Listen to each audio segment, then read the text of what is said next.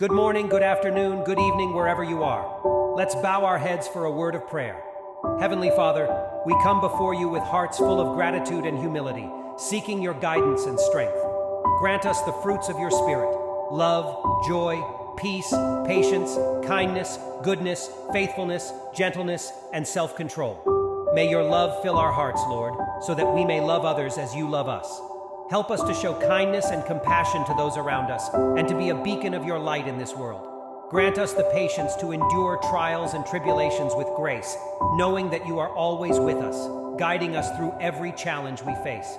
Help us to trust in your perfect timing and to remain steadfast in our faith. Fill us with self-control, Lord, so that we may resist temptation and act in accordance with your will. Teach us to listen to your voice and to follow your commandments, even when it is difficult. May we bear the fruits of your Spirit in all that we do, bringing glory and honor to your holy name. Strengthen our faith, Lord, and help us to walk in your ways each and every day. We pray all these things in the name of your Son, Jesus Christ. Amen.